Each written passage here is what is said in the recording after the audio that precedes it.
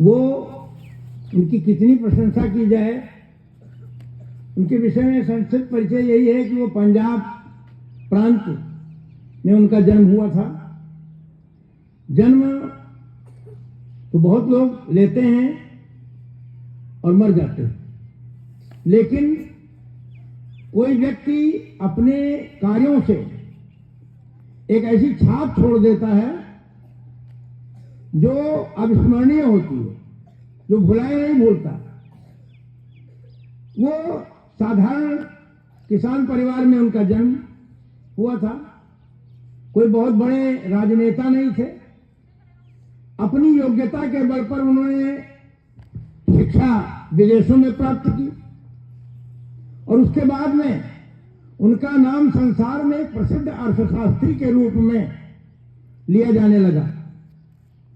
उनकी सेवाओं से प्रसन्न होकर के विभिन्न समयों में भारत सरकार ने उन्हें विभिन्न पदों पर भेजा और उन्होंने सफलतापूर्वक उन कार्यों को सुसंचालित किया।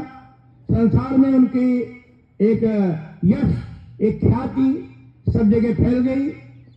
वो भारतीय रिजर्व बैंक के गवर्नर भी रहे हैं। वित्त विभाग में उन्होंने रह करके अपनी छाप छोड़ी है।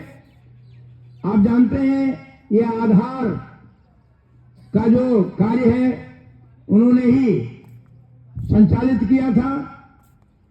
इसके अलावा आरटीआई और मनरेगा आप जो सुनते होंगे, ये सब उन्हीं के जमाने के कार्य किए गए हैं। वो मैंने बताया वो कोई राजनेता नहीं थे, राजनीतिज्ञ नहीं थे, लेकिन उनकी योग्यता के कारण उनको डायरेक्ट जो है वित्त सचिव के पद पर वहां की उस समय की सरकारों ने, तत्कालीन सरकारों ने नियुक्त किया और उन्होंने सफलतापूर्वक अपने कार्य को सुसंचालित किया। उसके बाद में जब नरसिम्हा राव जी हमारे देश के प्रधानमंत्री बने तो उन्होंने इनको अपना वित्त सचिव नियुक्त किया, वित्त मंत्री नियुक्त किया और उसके बाद में इनकी प्रसिद्धि और सारे संसार में जो है फैल गई। उसके बाद में ये 10 साल तक इस देश के, भारत जैसे महान राष्ट्र के प्रधानमंत्री रहे और सफलतापूर्वक उन्होंने इस कार्य को सुसंपन्न किया।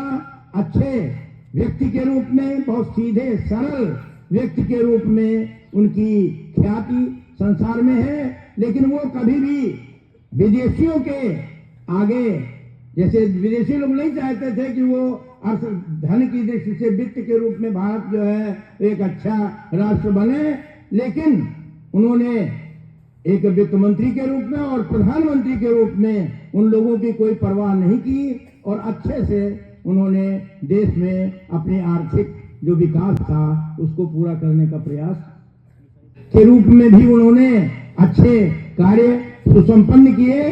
तो इस तरह से उनका जो जीवन था वो राष्ट्र के लिए समर्पित था।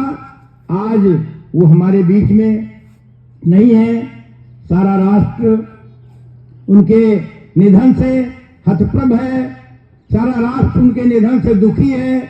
हमारे देश के प्रधानमंत्री आदरणीय नरेंद्र मोदी जी ने भी शोक प्रकट किया है और ये बताया है कि उन्होंने अपने क्षेत्र में बहुत ही अच्छे कार्य करके देश को सुसंपन्न बनाने का पूरा प्रयास किया है। इसलिए हम सब आज उनके इस निधन से जो है बहुत दुखी होकर के 2 मिनट मौन रखेंगे और राष्ट्रीय शोक के रूप में उनकी इस निधन के दिन को मनाएंगे।